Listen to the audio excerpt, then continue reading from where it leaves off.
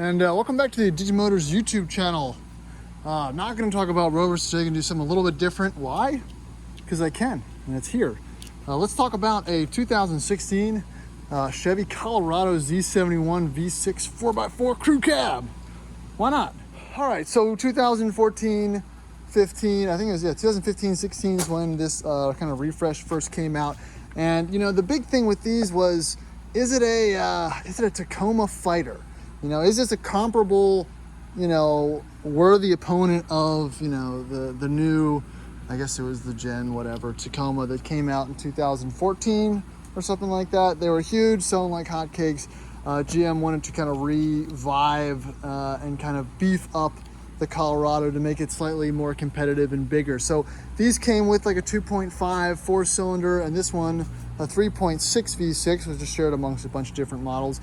Made around 300 horsepower. We'll kind of get into how that feels in the future. But let's just go in real quick on the looks on the outside here. I always liked the front end. It was always hampered by that splitter, which I believe was removable.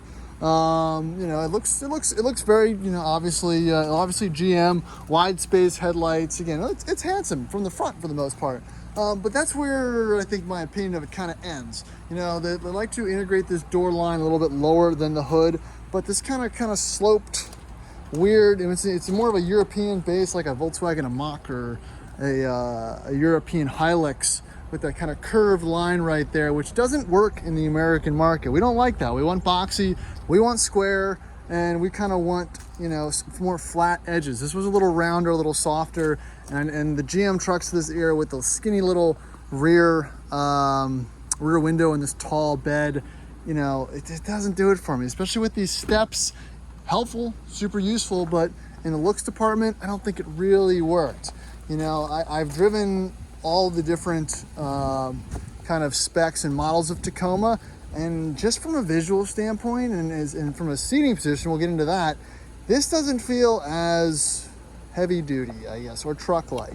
And again, it feels like a truck. It kind of bangs down the road and whatnot, but I think the visual details of this one kind of let it down. Now, I mean, I wouldn't spec the side steps for obvious reasons, and I'd take the splitter off, maybe a slightly bigger BFG or something like that. But you know, it does have rear disc brakes. I think this is at a 410 rear end with a, you know, a locker. I don't know if it was push button or one of those Eaton, you know, G20 or whatever those were that worked in that fashion. But you know, coming right off the bat, again, you look good in the front.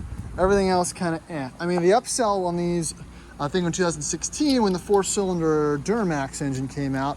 Now that was real interesting, especially with like the ZR1 package for the Overland boys, and there was all kinds of YouTube videos on this and that, and you know, it was a small four-cylinder, four-wheel drive, lifted pickup with a little Duramax diesel engine, and it just never really took off. I think they had a lot of problems.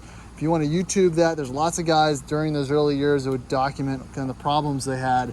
And you know, it's a great work truck, but it's not an end-all truck. If you're going to buy a truck, at least go for a 1500, or I mean, if you're a man, you're going to get a 2500 because you're in America. I mean, come on. But yeah, I mean, I guess it serves its purpose, but yeah, you know, it's a little odd. But again, there's a niche for this. A lot of people wanted the smaller trucks, but it's not that small, which is kind of what the problem is. So let's jump on in. Here's where things get a little bit interesting for me. It smells like a GM, which is fine, but it smells like a rental car.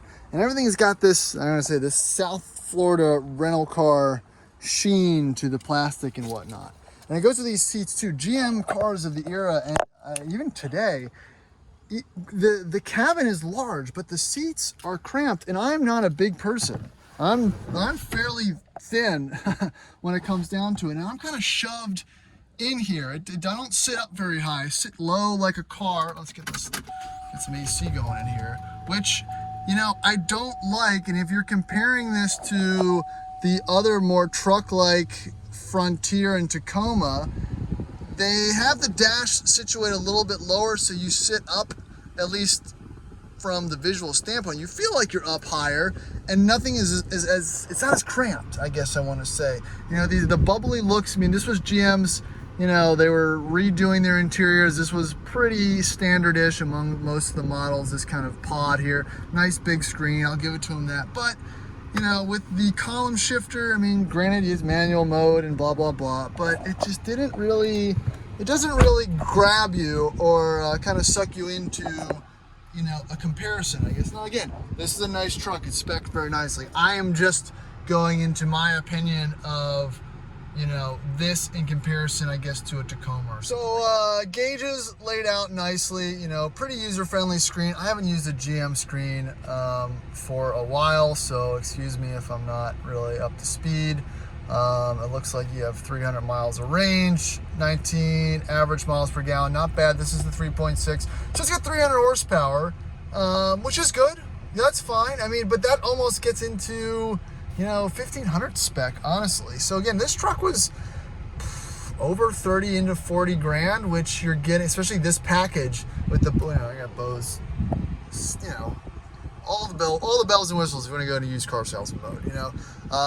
But you know, you're getting into 1500 territory, which is a dangerous territory for a truck like this. But again, features: tow haul mode, traction control, hill descent control, all your infotainment, yada yada yada. AC feels nice. Here's your 4-wheel drive control, 2, 4, high, low. I don't see a button for the locker, so I'm assuming it's like a G20 or G80 or whatever. One of those rear end things that does the thing that locks the rear diff. So yeah, again, good. Let's check out the rear seat, see if I fit there in my driving zone. Okay, so first thing I noticed, no rear AC vents, which is a bummer. Do I fit? Yeah, actually I do. I wasn't really expecting to fit. I've got a nice armrest here. I got a couple outlets and whatnot, but it's super plain. I mean, look at the quality or the lack of quality on this leather. I don't even know if you can see it. It's just kind of shitty, and it's a brand new truck, 40,000 miles. I mean, we're gonna, again, I'm not trying to not sell the thing, I guess, but you know, I can see where the GM-ness kind of comes in, and it's just kind of meh when it comes to that kind of stuff. But you know, if this is what you're looking for, again, good truck. Again, I mean, the back seats are slightly more comfortable. I'm assuming the headrests, he might be at his house or something. I don't know where those are at. But you know, it's fine. It's just, you know, not my thing. Let's see, again, everything's great condition. Obviously, this is one owner, dealer maintained, Virginia truck, all that fun stuff. Good tires for the most part. Everything's functional. You know, like I said, it's basically brand new. So let's take it out, do a little road test the 4-wheel drive, and really kind of see how it drives. It's interesting. No, let me go. All right, so first impression, again, I think it is really a 410 rear end because it's real jumpy. Real kind of jumpy off the line, you know. It's got a good bit of that kind of V6 low end torque to begin with, and again, a fairly truck-like ride. Brakes feel great. Brakes do feel good. I think that's where this might stand out right off the bat from a Tacoma.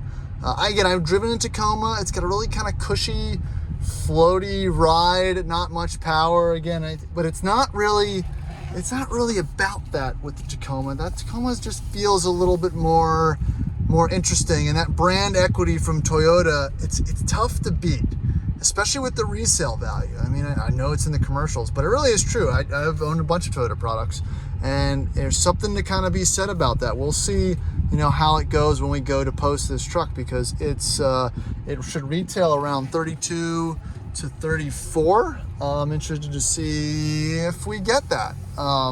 So that'll be kind of the test to see, because there's nothing wrong with this truck at all. It's perfect. But you know, that's kind of the first thing to run through. So again, driving impressions, fine. I raised the seat up to make it the impression that I'm kind of in a more truck-like thing. But there's not much kind of like sound or anything like that. Let's test the 4-wheel drive down the alley. Full disclosure, this is the first time I've really driven this thing. So popping into neutral. Oh, see, I noticed there's no 4-wheel drive auto, which maybe you might get in I don't care about 4 high. Let's try 4 low. So traction control goes off, shift in progress. I don't see anything to tell me that I am in it. But judging by the ratios, yep, I'm in 4 low. So I'm sure this thing crawls along just great. But you know, it does feel tight. The steering wheel kind of car-like. Oh look, Rivian. Oh look, a manual single cab S10. That'd be a good comparison picture. But yeah, it slows right down on the D-cell. But yeah, of course, four-wheel drive works, but you never know. All right, so let's pull out on the road here and give it the beans and see what it does from an acceleration standpoint. Again, this is the biggest engine displacement-wise. I'm sure that the diesel wheel spin, that's to the floor.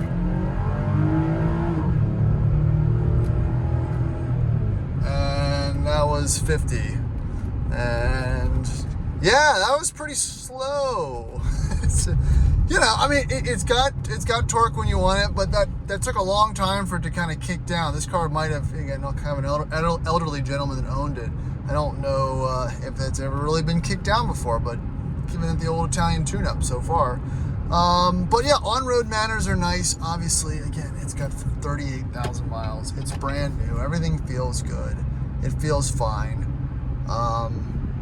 And I think that's, you know, that's what the title of the video should be.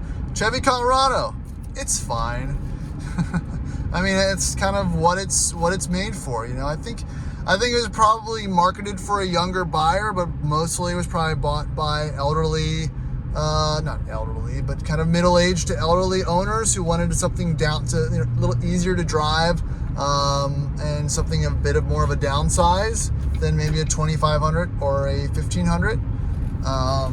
So yeah, but again, I do feel kind of cramped in here. It's not very relaxing as far as, or comfortable as the driving experience is concerned. It is tight, and just not super kind of cushy. Not that I'm looking for that, but it's just, you know, not, it doesn't feel planted and heavy, I guess.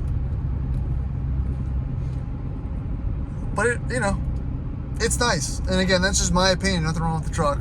That's just my thoughts. All right, after pulling into the Publix, it's also pretty maneuverable. Again, there's not a lot of body roll or anything like that, so it kind of can do things tightly. But one pet peeve, and again, I'm not a big fan of the console shift for trucks, is the backup cam. I mean, it doesn't show the lack of quality here. And I know it's 2016, but I owned a couple Dodge 2500s, Laramie's at the time, during that same time frame, and a couple Fords, and that is just pathetic. That looks terrible. I don't know. That was just kind of another little bummer that I noticed.